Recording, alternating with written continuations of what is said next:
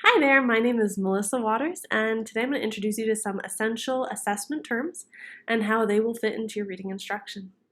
The first term is reading or literacy assessment. Now, reading or literacy assessments are a means of getting information about a student's strengths or weaknesses in reading and writing through a variety of different means like formal or informal assessments. Some examples of some formal assessments include, but are not limited to, DIBELS, Ames-Webb, STAR, Early Literacy, and some other tests. Some informal assessments can include running records, miscue analysis, rubrics, checklists, anecdotal records, all of which are very helpful to teachers and specialists. So literacy assessments are necessary for remediation and interventions. They will basically tell us whether a student does need remediation or interventions, and they will also make up our progress monitoring and tell us whether students are making progress after a weakness has been identified and whether our interventions are working or whether our remediation has worked. A literacy specialist may be the one administering literacy assessments or helping teachers identify which assessments might be used with students. They can also help a teacher determine which strategies would be most helpful, and they can also communicate results of assessments. Students are presented with literacy assessments in either a classroom setting or on their own in an individualized setting. Knowing what the assessment is testing is important, and also knowing the results can also help students learn about their own strengths and weaknesses and serve as motivation in some cases. The next term is language assessment. A language assessment looks at listening and speaking, and usually teachers can assess students by observing them in certain settings, observing one aspect of speaking and listening using a rubric, checklist, or anecdotal records. A formal assessment would be the AZELA, an assessment for English language learners. Students will have a phone test where they listen to a question and then they answer the question. This test serves listening and their speaking skills. Some language assessments can be a form of remediation or intervention. For example, listening to three-step instructions for younger students might be an intervention where the teacher will work with a student daily and then give an assessment maybe at the end of the week and see, are they able to listen to and then follow three-step instructions? Then they can collect data on that, see if the student is making progress, and analyze it. See, do we need to do a different intervention, or do more students need help with this? Is this remediation? A literacy specialist might be the one administering the assessment or suggesting interventions to the teachers that could help students with language skills and concepts. They can also communicate the results of those language assessments. Students who are doing language assessments and being scored using a rubric or checklist can be told ahead of time what the teacher or specialist is looking for. Knowing this information can better help students be prepared. And in order to see where students are starting, a teacher might use a diagnostic or pre-assessment, and the students may not know what to expect, and that's perfectly fine too, and very helpful to see for data collecting purposes.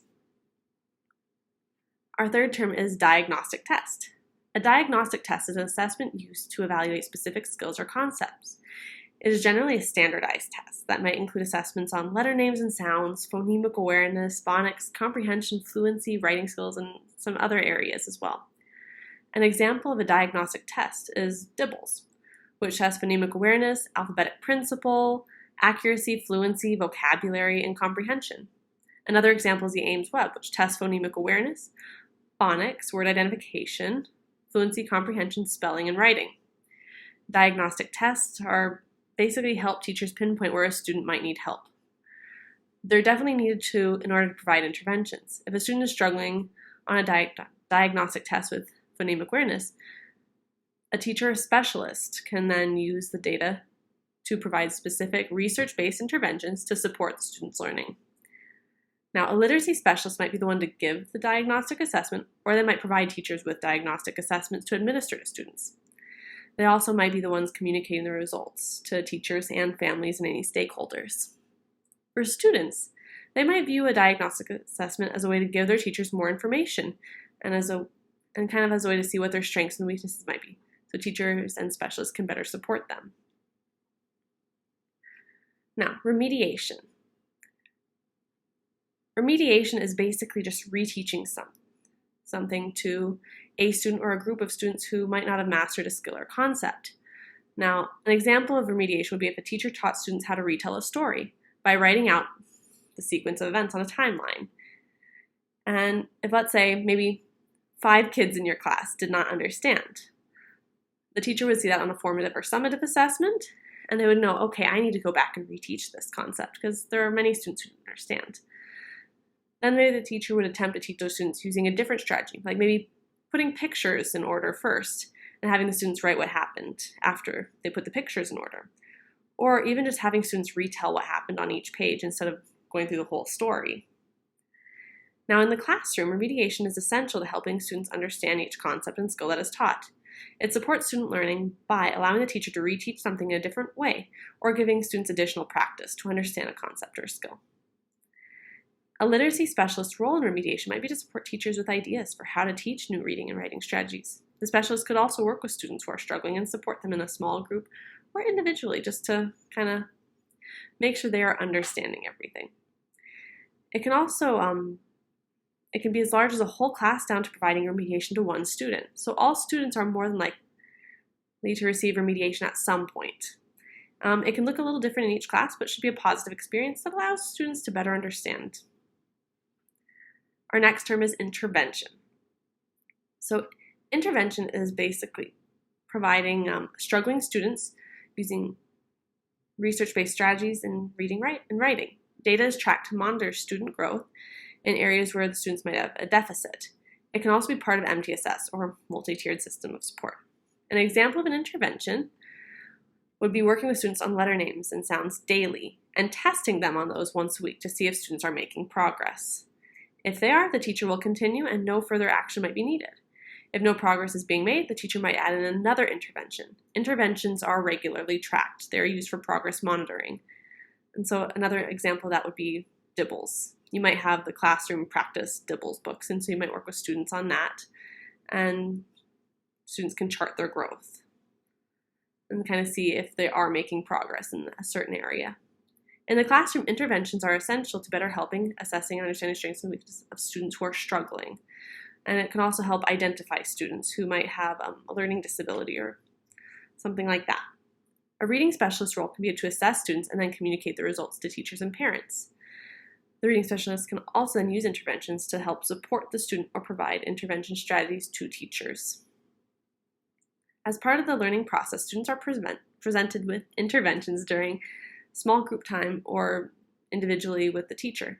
Students' interactions with the interventions are generally very positive and can be used for data tracking, which the students can participate in as well and can be very motivating.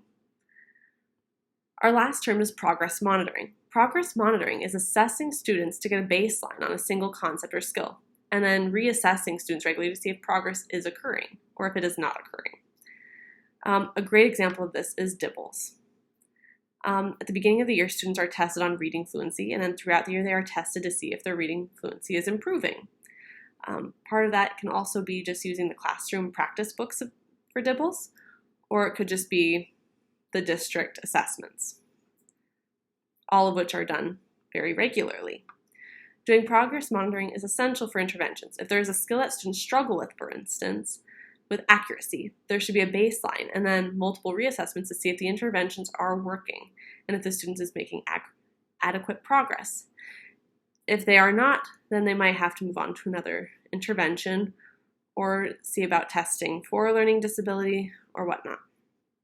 A literacy specialist may be the person doing the progress monitoring or the person interpreting the results of progress monitoring and seeing what additional steps need to be taken, or if the student has mastered the skill, or if the teacher and the specialist need to just continue what they are currently doing as far as interventions go. Students generally like to see if progress is being made and seeing where they started versus where they are now. For example, seeing a graph of their progress. Students love seeing that, and they love seeing how far they have grown, and it also can help parents as well. Right? Thank you for joining me, and thank you for learning about all these great terms that will help you in your teaching.